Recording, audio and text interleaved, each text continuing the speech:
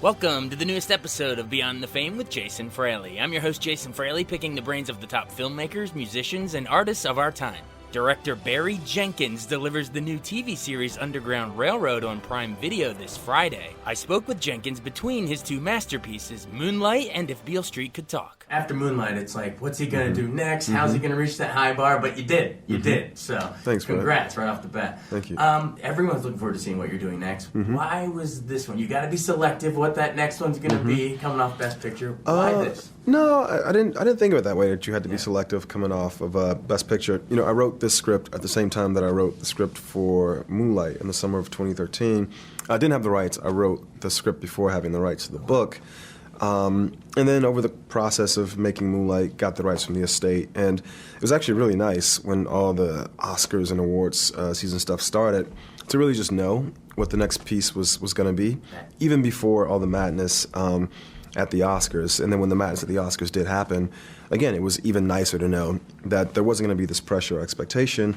I already knew what I was going to do next. And it was this film, which I consider a companion piece to the previous film. Oh, nice. Yeah, I like when directors do that. I mean, a little B-side, if you will. Yeah, exactly. But, when did you encounter the Baldwin book? Because I'm pretty sure this is the first narrative adaptation of the book. We saw, the documentary I Am Not Your Negro, which to me is an all-timer. But for this, when did you actually read the book? I read the book for the first time in 2008, 2009, somewhere around there. A friend sent it to me and asked me if I had read it, because everybody knew I was a big fan of Baldwin's work, but I actually hadn't read this one. And I read it, and I was just really surprised at how romantic it was, how lush this sort of like love between these two characters are. They're essentially soulmates, but then still how James Baldwin, through his cultural critique, his views on society, still managed to make this very, I think, persuasive argument about the brokenness of the American justice system. Yeah, I like how it works on multiple levels, because on the macro, you get the social commentary, you get the mass incarceration and the justice system that you're talking about, but it's not like overpowering you while you're watching it, because you're so into the human story here. Yeah. This is a great, great love story. My favorite scene on that front is when they're looking at the new apartment. That's my favorite. That's my favorite scene in the whole movie. Explain shooting that scene and your idea of how your camera just is swooping around, and you almost start imagining the fridge and the table. And, exactly. And the way. The idea was, again, it's a very faithful adaptation, and so that scene is in the book somewhat, but I was shocked that one, in as recently as 74, which is close enough or far enough away, that Soho wasn't the Soho we know today, and that a guy who works a job as a short order cook could actually afford a loft in Soho. So I told my location scout, I need to see a place that's like this, because I don't believe it, that it ever existed. And he found one. And, the landlord was, this Jewish guy who we modeled Dave Franco's character off of. And then the loft itself, as we were going around it, I just thought, this doesn't make any sense. You can't make this into a home. And then it clicked. It's like, oh, well, what's like a testament to love and faith in love than someone promising you something that is impossible and you going, okay, I believe you. And so once we clicked on that, I rewrote the scene to reflect this thing where they're pretending to grab the fridge and all that stuff. And Dave's character, Dave Franco's character, Levy, the landlord, is in the book, but even then it wasn't enough. I was trying to find some connective tissue between he and Fonny, and this idea of mothers just came to me. And that was when we added the line where Fonny's like, yo, Mr. White Man, why the hell are you giving me this loft? We've been looking for all this time, and nobody's going to sell a loft out here to two Negroes, he says.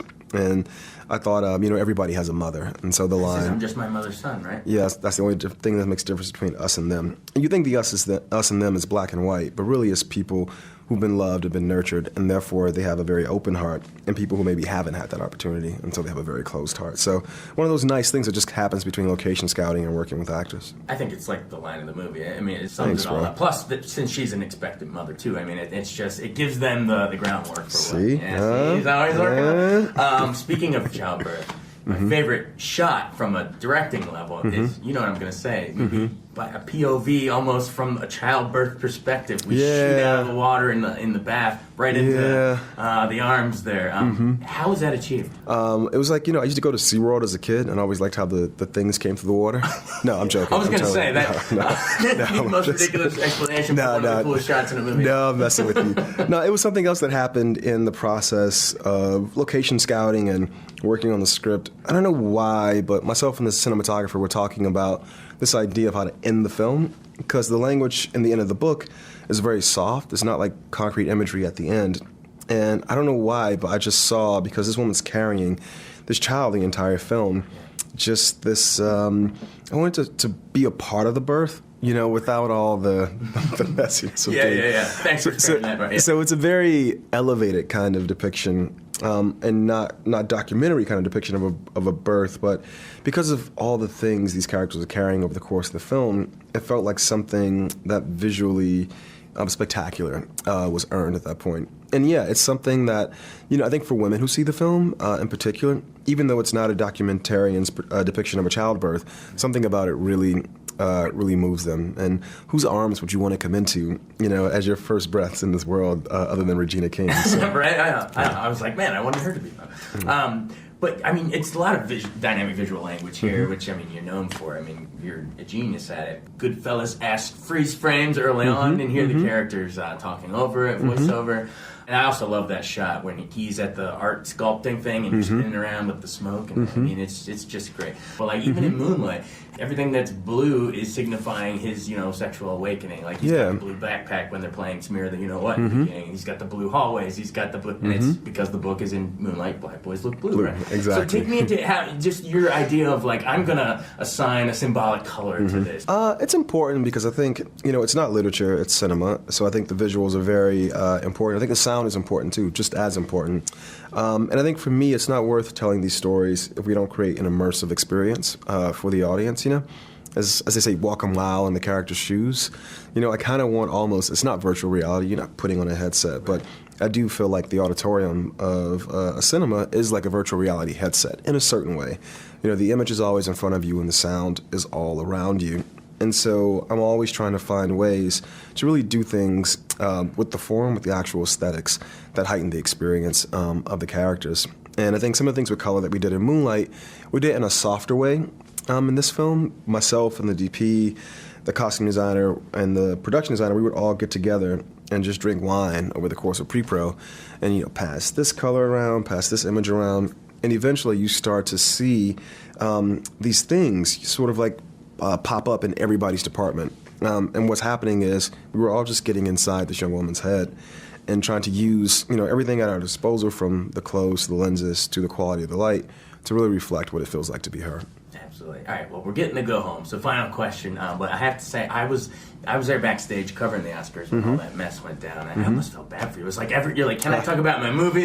Everyone wants to talk about the cast, but it was so crazy. I didn't want to say nothing in the moment. Yeah, exactly. But I don't want to dive into that because I'm already sick of the envelope stuff. But in terms of now that you've had a little perspective from it, Damien gets director, you get best picture.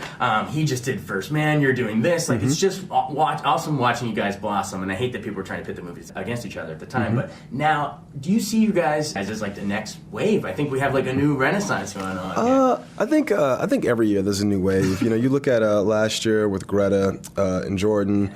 This year I think Yorgos is going to get his proper due. And he has. I think he's been nominated 2 years in a row or something like that. So, it all goes in cycles. The thing with Damien is we were both at Toronto, and the first thing I did at Toronto, which is where this film world premiered, I go into this suite. And I'm sitting ready to do this interview, and I look at the monitor, who's doing the interview before me, and it's Damien. and he came off from backstage, and we looked at each other, and we looked around because we knew that we went to give each other a hug, and everybody's phone was out taking all these photos. So, but in a way, it's kind of lovely because those films are very, very different, La La Land and Moonlight, and these films are different, First Man and Beale Street. But I think we both go about it the same way. And I think it's really cool that for whatever crazy reason, these two storytellers are somehow always linked. So linked in history. Yeah. Well, thank you so much. It's Beale Street. Thank you, bro. It's a great movie. Appreciate you, man. Thank you. Thank you.